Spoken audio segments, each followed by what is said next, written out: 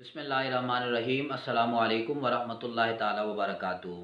मुअज़्ज़ज़ नाज़रीन, हमारी class number 1 में वज़ू के फ़राइज़ और दूसरी क्लास में वज़ू की सुन्नतें, तीसरी क्लास में वज़ू के मुस्तहब्बात व मकरूहात और चौथी क्लास में वो चीज़ें कि जिनसे वज़ू टूट जाता है वो बयान हुई हैं। आज की इस क्लास में हमने वज़ू का तरीका देखना है कि वज़ू किस तरह किया जाता है। इससे पहले तो हमने फ़राइज़, सुनन, मुस्तहब्बात व मकरूहात और वो चीज़ें जो वज़ू को तोड़ देती हैं उसको हमने जाना और देखा। लेकिन आज हमने वज़ू का तरीका जानना है कि किस तरह एक कामिल अच्छे तरीके के साथ वज़ू किया जाता है। अगर आप ये वीडियो मुकम्मल देखते हैं, और मेरी ये गुजारिश होगी कि आप वीडियो मुकम्मल देखा करें, इसका आपको फ़ायदा होगा। जब आप स्किप करते हैं, दरमियान से वीडियो देखते हैं, तो फिर आपको बात ठीक तरह समझ नहीं आती, क्योंकि ये फ़िक़ही मसाइल हैं, ये एक रिदम में चलते हैं, एक तरतीब के साथ चलते हैं। जब तक तरतीब नहीं होगी उस वक्त तक कोई भी मसला कामिल तरीके के साथ आपको समझ नहीं आएगा। तो वज़ू का तरीका क्या है, आज की इस वीडियो में हमने ये जानना है। तो सबसे पहले आपने इस्तिंजा करना है। तो इस्तिंजा करने के लिए जब आप बाथ में जाएंगे, तो बाथ में जाने से पहले आप अपने हाथों को धोएंगे। ये मुस्तहब्बात, सुनन, फ़राइज़ और ये सारी चीज़ें शामिल करके वज़ू का तरीका बताया जा रहा है। सबसे पहले जब आप इस्तिंजे के लिए वाशरूम में जाएंगे, वहाँ जाने से पहले आप अपने हाथों को धोएंगे और उसके बाद वहाँ बैठेंगे। वहाँ इत्मीनान के साथ बैठ के, और उसके बाद जब आप फारिग हो जाएंगे, फिर अपने हाथों को दो मरतबा आप धोएंगे। फिर आप वज़ू के लिए निकलेंगे, वज़ू के लिए बढ़ेंगे और वज़ू करेंगे। तो वज़ू करने से पहले सबसे पहले उसका तरीक़ाकार ये है कि आप नियत करेंगे। नियत ज़ाहिर सी बात है, इंसान जब नमाज के लिए वज़ू करता है तो वो नियत ये होती है कि मैं ये इतना जो अमल कर रहा हूँ, ये सारे का सारा वज़ू कर रहा हूँ। जब वो वज़ू है तो दिल का इरादा है, तो वो दिल के इरादे का नाम ही नियत है। सबसे पहले नियत करना, फिर उसके बाद वज़ू शुरू करने से पहले बिस्मिल्लाह वल्हम्दुलिल्लाह पढ़ना। इसकी फ़जीलत भी मैंने आपको सुन्नतों में ग़ालिबन बयान कर दी थी कि बिस्मिल्लाह वल्हम्दुलिल्लाह वज़ू से पहले पढ़ते हैं तो अल्लाह रब्बुल इज़्ज़त उसके सारे गुनाहों को, बदन के जितने भी गुनाह हैं सबको माफ़ फरमा देता है, और फ़रिश्ते उसके लिए दुआए रहमत फरमाते हैं। ये मफ़हूम हदीस है। बिस्मिल्लाह पढ़ेंगे और उसके बाद अपने हाथों को धोएंगे।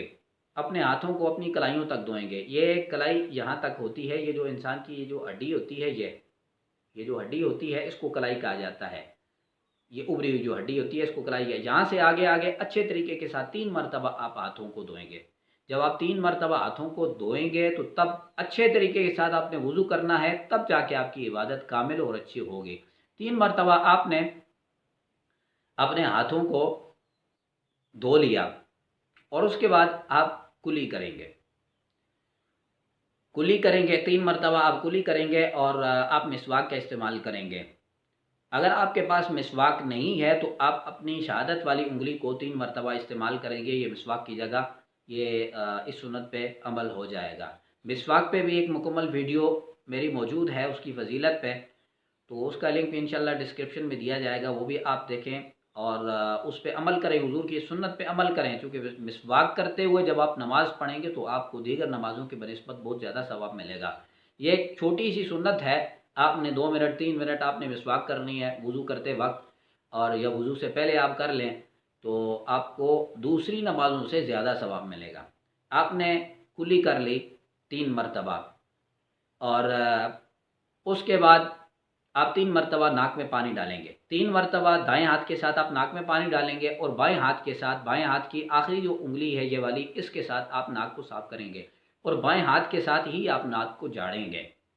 क्योंकि नाक को झाड़ना भी ये ज़रूरी होता है, क्योंकि हदीस मुबारक में आता है कि जब तुम सोकर उठो तो उस वक्त तुम वज़ू करो, और मफ़हूम हदीस है कि तुम वज़ू करो और अपने नथनों को साफ़ करो, क्योंकि शैतान नथनों में रात गुजारता है। तो आप 3 मरतबा नाक में पानी डालें, और पानी डालने के बाद आप अपने नाक को साफ़ कर दें, और उसके बाद आप 3 मरतबा अपने चेहरे को धोएंगे। अब चेहरे की हद क्या है? चेहरे की हद ये है कि आप यहाँ जहाँ से बाल शुरू होते हैं, पेशानी के, सर के बाल जहाँ से शुरू होते हैं पेशानी से, तो वहाँ से लेकर ये इंसान की जो दाढ़ है इसके नीचे तक, इसके नीचे तक, यहाँ तक आप चेहरा धोएंगे, एक कान से लेकर दूसरे कान तक ये आप चेहरा धोएंगे। इसके दरमियान कोई भी चीज़ खुश्क नहीं होनी चाहिए। उसकी वजह यह है कि जब आप इसके दरमियान कोई भी चीज़ खुश्क होगी तो आपका वज़ू नहीं होगा। क्यों? उसकी वजह यह है कि ये चेहरा धोना, मुंह धोना, ये फ़र्ज़ है। वज़ू के फ़राइज़ में से अगर कोई छोटी सी भी चीज़ इसमें से खुश्क रह जाती है तो आपका वज़ू नहीं होगा। अक्सर लोग ऐसा करते हैं कि वज़ू करते वक्त ऐसे पानी बहा देते हैं। ये जो नाक की हड्डी है, ये ऊपर वाला जो एरिया है, ये बिल्कुल खुश्क रह जाता है, तो इस तरह आपका वज़ू नहीं होगा। अगर आपकी दाढ़ी है तो दाढ़ी का आप नीचे से ऊपर की तरफ ऐसे खिलाल करेंगे, ऐसे। अगर आपकी दाढ़ी नहीं है, हल्की दाढ़ी है, तो उसकी जिल तक आपका पानी पहुंचाना ज़रूरी है। जब आपने 3 मरतबा चेहरा धो लिया और उसके बाद आप कोहनियाँ धोएंगे, अपने हाथों समेत कोहनियाँ धोएंगे। अब हाथ यहाँ से लेकर कूनी यहाँ तक है, यहाँ तक आप 3 मरतबा धोएंगे। यह भी वज़ू के फ़राइज़ में से है। लेकिन ये बात याद रखनी है कि इस जगह पर कोई भी चीज़ खुश्क नहीं, कोई बाल भी खुश्क नहीं होना चाहिए। अक्सर लोगों को ये देखा है कि वो नलके के नीचे ऐसे 3 मरतबा पानी बहा देते हैं, वो पानी तो बह जाता है लेकिन वो जिल तक नहीं पहुंचता, वो बालों के साथ लगता है, जिल तक पानी नहीं पहुंचता।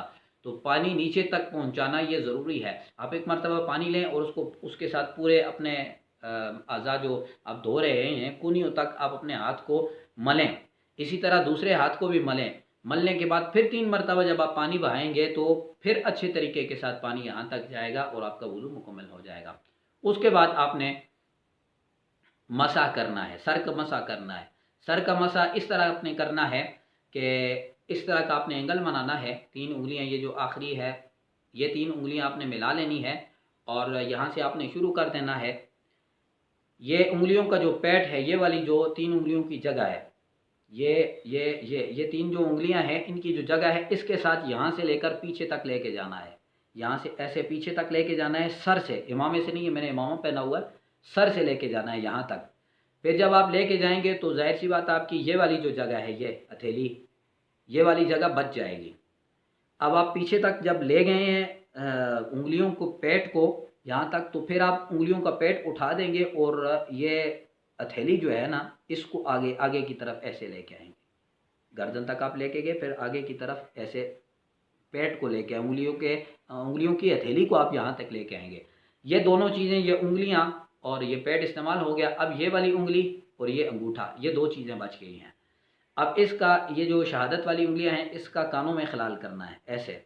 ये कानों में ऐसे रख के, ऐसे, ये जो रास्ता बना हुआ है, ये ऐसे रख के, ऐसे करके, ऐसे, शायद आपको नज़र आ रहा होगा, ऐसे। इसी तरह दोनों कानों में एक साथ से करना है।